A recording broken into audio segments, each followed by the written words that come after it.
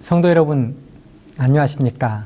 하나님의 귀한 말씀 여호수아 7장 1절부터 7절까지 있는 말씀을 읽겠습니다. 이스라엘 자손들이 바친 물건을 인하여 범죄하였으니 이는 유다지파 세라의 증손 삽디의 손자 갈미의 아들 아간이 바친 물건을 취하였음이라. 여호와께서 이스라엘 자손들에게 진노하시니라. 여호수아가 여리고에서 사람을 베델 동편 베다엔 곁에 있는 아이로 보내며 그들에게 일러 가로되 올라가서 그 땅을 정탐하라 하매 그 사람들이 올라가서 아이를 정탐하고 여호수아에게로 돌아와서 그에게 이르되 백성을 다 올라가게 말고 2-3천 명만 올라가서 아이를 치게 하소서.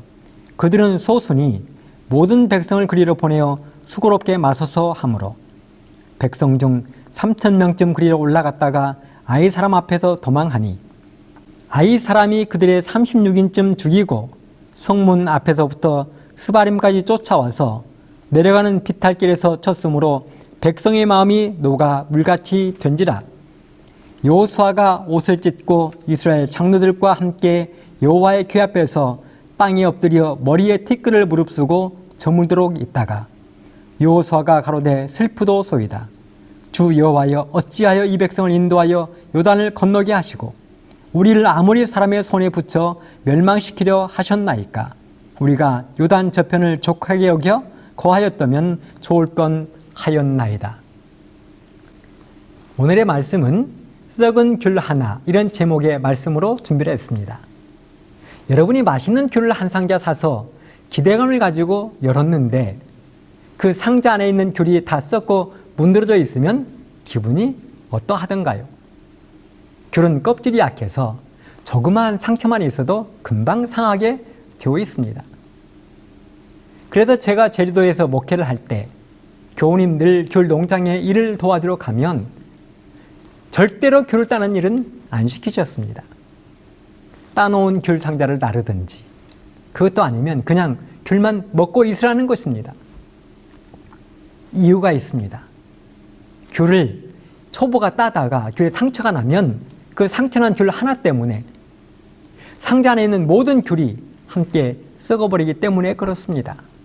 그래서 제주도의 귤 선고당에 가서 가장 주의하여 선고하는 것이 상처난 귤을 잘 골라내는 것입니다. 그리고 상처난 귤은 곧바로 밭에 버리거나 돼지들에게 주어서 먹이로 삼는 것이지요. 상처난 귤은 똥파츠라고 이름을 붙여서 따로 구분하고 오렌지 주스 만드는 공장으로 보내서 으깨어버립니다. 그런데 오늘 제주 감귤밭에 썩은 귤처럼 이스라엘 백성들에게 썩은 귤이 하나 섞여 들어온 이야기를 성경은 기록했습니다. 바로 아간의 이야기입니다. 썩은 귤처럼 반드시 골라내야 될 아간의 이야기입니다.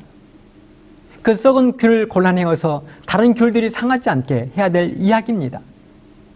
밭에 버리거나 아니면 돼지에게 먹이로 주든지 주스 만드는 공장으로 보내어서 으깨어버릴 이야기입니다.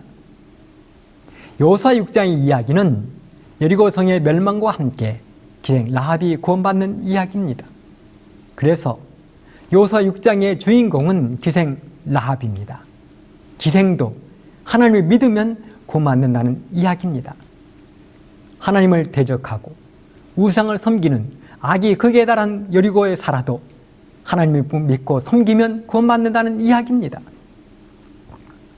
여호수아 6장 25절에 보면 여호수아가 기생 라합과 그 아비의 가족과 그에 속한 모든 것을 살렸으므로 그가 오늘날까지 이스라엘 중에 거하였으니 이는 여호수아가 여리고를 탐지하려고 보낸 사자를 숨겼음이었더라.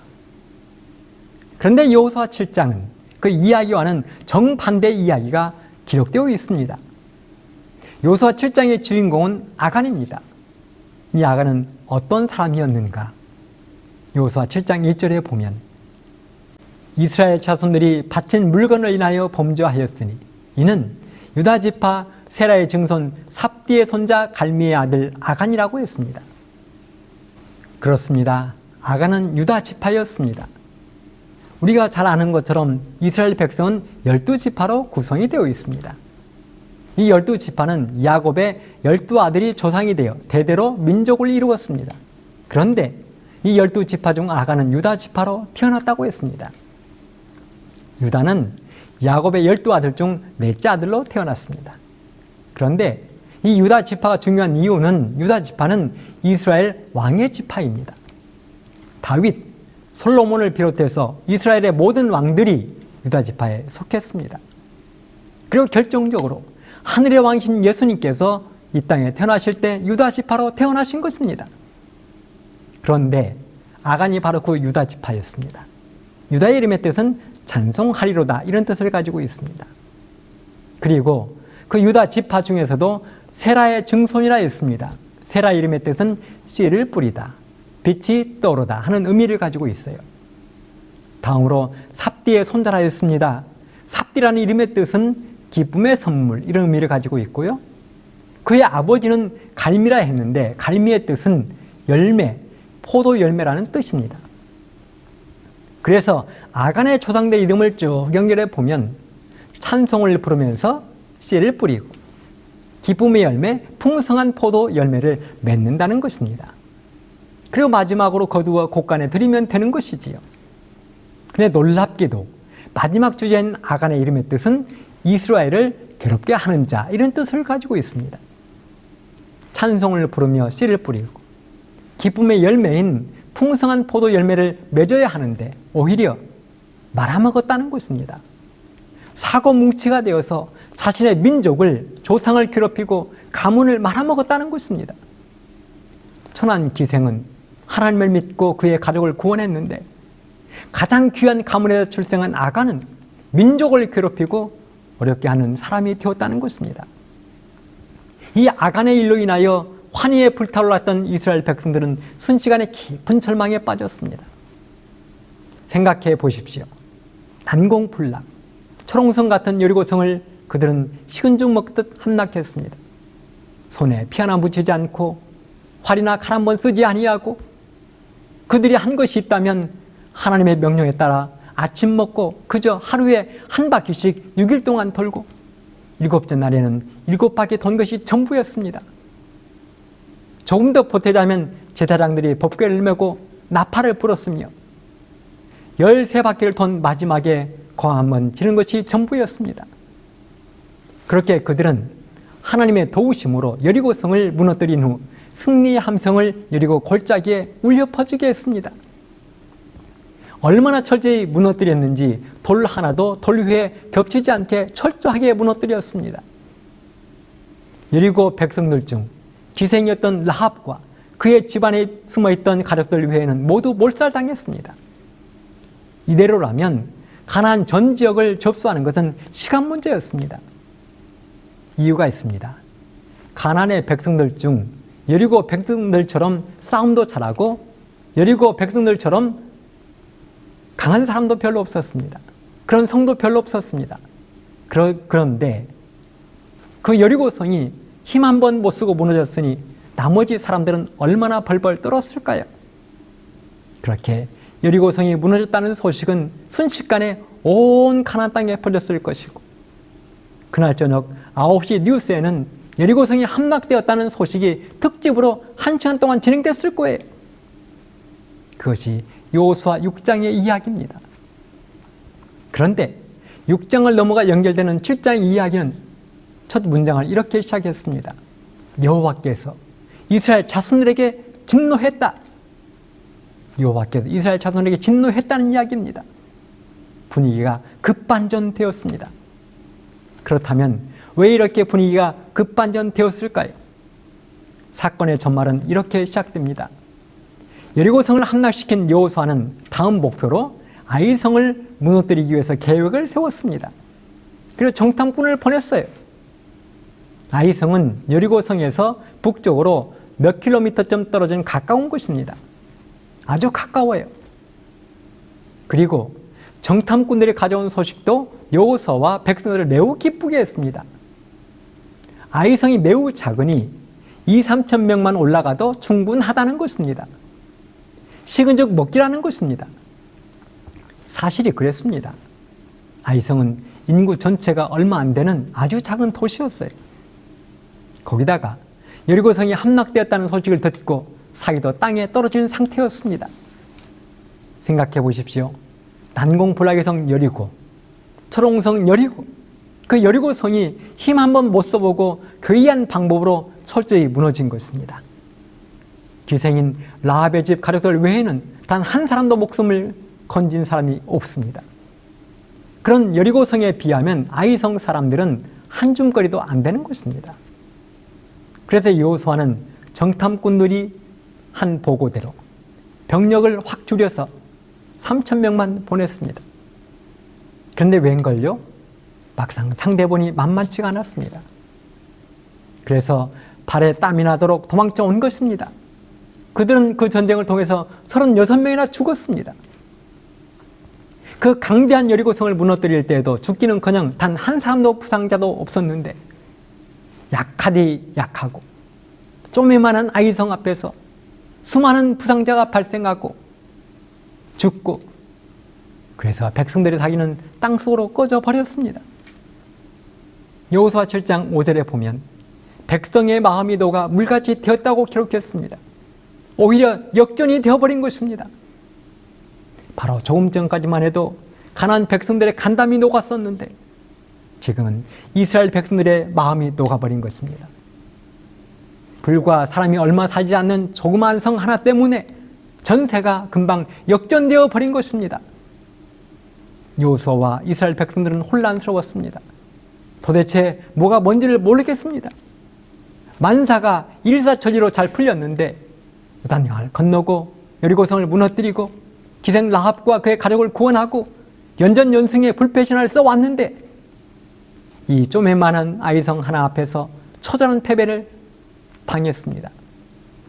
이 일로 믿음의 거장인 여호수아가 이성을 잃어버렸습니다. 가장 냉정하게 대처해야 될 지도자가 여호수아가 이성을 잃어버렸습니다. 그리고 하나님께 이런 한심한 기도를 드립니다.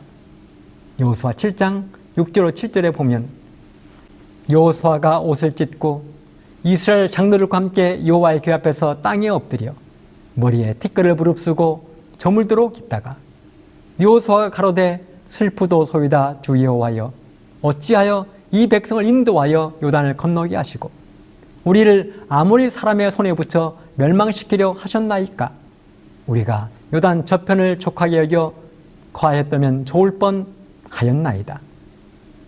여러분, 이 여호수아의 기도를 들으면서 어떤 생각이 나십니까?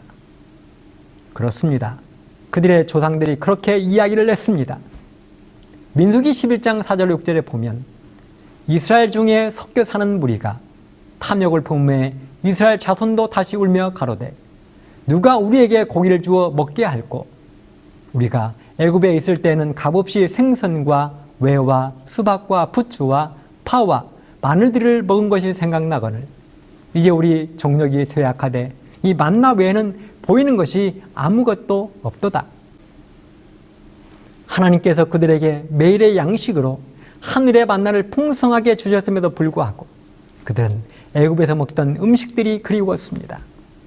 애굽에서 먹던 고기가 그립고 생선과 외와 수박과 부추와 마늘이 그리웠습니다. 애굽 생활을 그리워했습니다. 그래서 모세를 향하여, 아니 하나님을 향하여 불평과 불만을 쏟고 반역을 일으켰습니다. 그런 것처럼 지금 이스라엘의 지도자인 여호수아가 하나님께 뭐라고 기도하고 있습니까? 우리가 요단 저편을 족하게 여겨 그곳에 거하였다면 좋을 뻔하였나이다. 여호수아가 한순간에 나약한 믿음 없는 지도자로 나락에 떨어진 것입니다. 12 정탐꾼으로 가나안에 다녀와서 저들은 우리 앞에 메뚜기이고 저들은 우리들의 밥이라고 큰소리 떵떵 쳤던 여호수아가 단 한순간에 한심한 지도자로 변해버린 것입니다. 그러자 하나님은 갑자기 이런 한심하고 연약하게 변해버린 여호수아에게 이유를 알려주셨습니다. 여호수아 7장 10절로 12절 여호와께서 여호수아에게 이르시되 일어나라, 어찌하여 이렇게 엎드렸느냐? 이스라엘이 범죄하여 내가 그들에게 명한 나의 언약을 어기었나니 곧 그들이 바친 물건을 취하고 도적하고 사기하여 자기 기후 가운데 두었느니라. 그러므로 이스라엘 자손들이 자기 대적을 능히 당치 못하고 그 앞에서 돌아섰나니 이는 자기도 바친 것이 됨이라. 그 바친 것을 너희 중에서 멸하지 아니하면 내가 다시는 너희와 함께 있지 아니하리라. 그렇습니다. 이스라엘 백성들이 아이성 전투에서 패한 원인이 있다는 것입니다. 아이성 백성들이 강해서 그런 것이 아니라는 것입니다. 내 백성들 가운데 범죄자가 있다는 것입니다. 하나님과의 언약을 어겼다는 것입니다. 하나님의 지시를 범했다는 것입니다. 사실 하나님은 여리고성을 멸망시킬 때 다음과 같은 명령을 내리셨습니다. 여호수아 6장 18절로 19절에 보면 너희는 바칠 물건을 스스로 삼가라. 너희가 그것을 바친 후에 그 바친 어느 것이든지 취하면 이스라엘 진으로 받침이 되어 화를 당케 할까 두려워하노라. 은금과 동철 기구들은 다 여호와께 구별된 것이니 그것을 여호와의 곳간에 드릴지니라. 하나님의 지시, 명령은 분명했습니다. 여리고 성의 물건들은 아무것도 손대지 말라는 것입니다. 금목걸이, 은팔찌, 장신구, 보석류, 비단, 상아, 그 어떤 것도 안 된다는 것입니다. 사실 전쟁을 마치고 나면 전리품을 거두는 것이 상식입니다.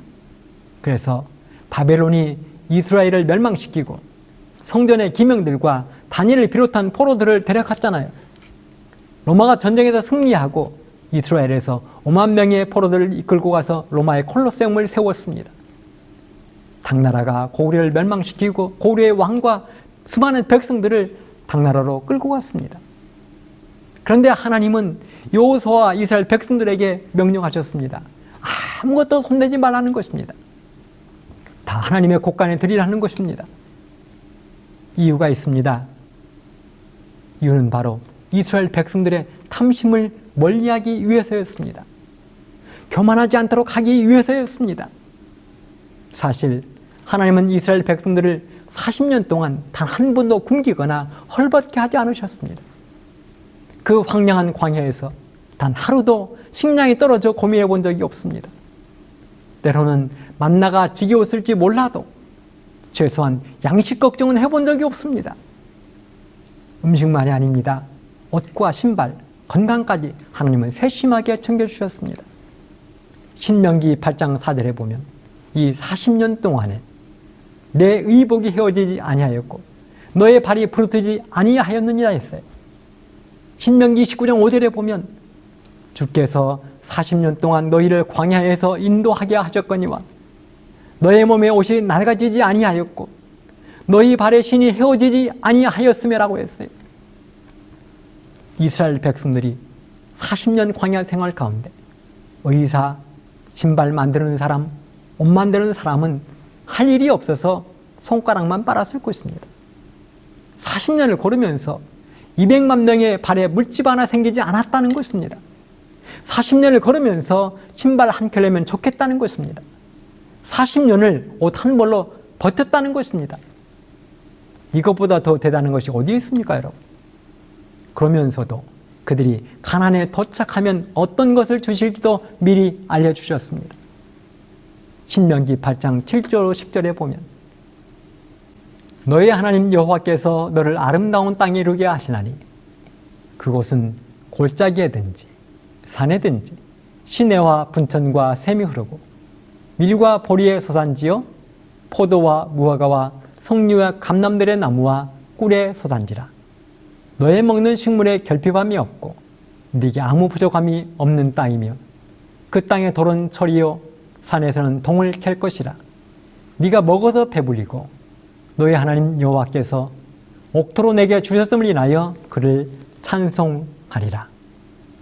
한마디로 가나안 땅에 들어가면 먹고 사는 것으로 걱정하는 일은 절대로 없게 하겠다는 것이 하나님의 약속이었어요. 그러니 내가 인도하는 대로만 따라 순종하라는 것입니다. 내가 너희들의 복의 근원이라는 것입니다. 사실 하나님이 가장 걱정하신 것은 하나님의 백성들의 호주머니에 재물이 생기면 어떤 상황이 벌어질지를 미리 아셨습니다. 생각해 보십시오. 이스라엘 백성들은 광야에서 태어나고 광야에서 자란 순진한 유목민입니다. 촌사람들입니다. 그런데 그들이 하루아침에 불빛이 번쩍거리는 대도시 여리고에 들어온 것입니다. 딴 세상이 열린 것입니다. 하나같이 신기하고 기기묘묘한 것이 눈앞에 펼쳐진 것입니다. 허물어진 성벽, 도처에 걸린 자네들, 개미새끼 한 마리 없는 도시, 거리에 널브러져 있는 수많은 전리품들, 금이며 은, 비싼 최고급 옷까지. 그런데 하나님은 그 모든 것을 자신의 것으로 전리품으로 취하지 말라고 하셨습니다. 바로 그 순간에 그들은 하나님과의 언약을 잊지 말아야 됐습니다. 그리고 모두가 그렇게 했습니다. 그런데 딱 한 사람만 빼고 그렇게 했습니다. 그 한 사람이 바로 아간이었습니다. 아간은 순간의 유혹을 도저히 뿌리칠 수가 없었습니다. 그는 발걸음을 멈추었습니다. 그리고 재빨리 자신의 전리품을 챙겼습니다. 여호수아 7장 20절로 21절. 아간이 여호수아에게 대답하여 가로되 참으로 나는 이스라엘 하나님 여호와께 범죄하여 여차여차히 행하였나이다. 내가 노력한 물건 중에 시날산의 아름다운 외투 한 벌과 은 200세겔과 50세겔 중에 금덩이 하나를 보고 탐내어 취하였나이다. 그렇습니다. 보고 탐내어 가졌다는 것입니다. 사랑하는 성도 여러분, 다른 사람들도 탐나지 않았을까요? 바로 눈앞에 금, 은, 보화들, 최고의 옷들이 널브러져 있는데 그들이라고 갖고 싶지 않았겠습니까? 하지만 다른 사람들은 하나님의 명령과 하나님과 그들 사이에 맺은 언약을 기억했습니다. 오직 아간만이 탐심을 뿌리치지 못하고 유혹에 넘어간 것입니다. 그렇다면 아간의 제목은 무엇이었습니까? 여호수아 7장 15절. 이는 여호와의 언약을 어기고 이스라엘 가운데서 망령된 일을 행하였습니다. 이렇게 해서 아간은 현장에서 법정 구속이 되고 가족과 함께 멸망을 당했습니다. 여호수아 7장 24절로 26절. 여호수아가 이스라엘 모든 사람으로 더불어 세라의 아들 아간을 잡고 그 은과 외투와 금덩이와 그 아들들과 딸들과 소들과 나귀들과 양들과 장막과 무릇 그에게 속한 모든 것을 이끌고 아골 골짜기로 가서 여호수아가 가로되 네가 어찌하여 우리를 괴롭게 하였느냐? 여호와께서 오늘날 너를 괴롭게 하시리라 하니 온 이스라엘이 그를 돌로 치고 그것들도 돌로 치고 불사르고 그 위에 돌무더기를 크게 쌓았더니 오늘날까지 있더라. 판결은 신속했고 처벌은 엄중했습니다. 아간 자신은 물론이고 온 가족이 공개 처형을 당하고 전 재산은 몰수되어 불태워졌습니다. 아간은 모든 면에 있어서 하나님 은혜에 가까이 있었던 사람입니다. 그는 라합보다도 가문도 훨씬 더 훌륭했고 하나님의 보험을 많이 받았던 사람입니다. 하지만 재물에 대한 탐심이 그와 가족을 비참한 죽음으로 몰아넣었습니다. 그렇다면 하나님은 어찌하여 아간에 이렇게 가혹한 형벌을 내리셨는가? 제가 시작하면서 제목으로 말씀을 드렸습니다. 아간은 이스라엘의 썩은 귤이었습니다. 아간의 탐심은 그와 가족을 넘어 백성들 전체로 퍼졌던 것입니다. 부조와 선지자에 보면 이렇게 기록을 했습니다. 497쪽에요. 아간의 죄는 전 국민에게 재난을 가져왔다. 그와 같이 한 사람의 죄는 그 범행을 조사하여 처리해 버리기까지 하나님의 불쾌 여기심이 당신의 교회에게 임할 것이다. 교회가 가장 무서워해야 할 영향은 공공히 하는 반대자나 신앙 힘 없는 자나 하나님을 모독하는 자들의 영향이 아니요 언행이 일치하지 않는 공언하는 그리스도인들의 영향이다. 이들은 이스라엘의 하나님의 축복을 억제하고 당신의 백성들을 약하게 하는 자들이다. 계속해서 부조와 선지자 497쪽에 교회가 난관에 처하고 냉담과 영적 타락에 빠져서 하나님 원수들에게 승리의 계가를 부를 기회를 제공하고 있을 때 무릎을 꿇고 그들의 불행한 상태를 슬퍼하는 대신에 교인들로 하여금 진영 중에 아간과 같은 자가 있는지 조사하게 하라. 사랑하는 성도 여러분, 오늘 우리 모두도 다 아간처럼 썩은 귤 하나가 될 수 있음을 기억해야 됩니다. 나로 인하여 가족들이 어려움을 당하고 교회가 어려움을 당할 수도 있음을 기억해야 됩니다. 그래서 나는 아간처럼 행동하고 있지는 않는지 스스로 조심하고 또 조심해야 되겠습니다. 나로 인하여 가족이 복을 받고, 나로 인하여 교회가 행복하고, 나로 인하여 우리 마을과 동네가 복을 받아야 하겠습니다. 썩은 귤이 아니라 향내나는 달콤하고 맛있는 귤이 되어야 하겠습니다. 우리 모두가 그렇게 되기를 간절히 바라면서 말씀을 마치겠습니다. 감사합니다.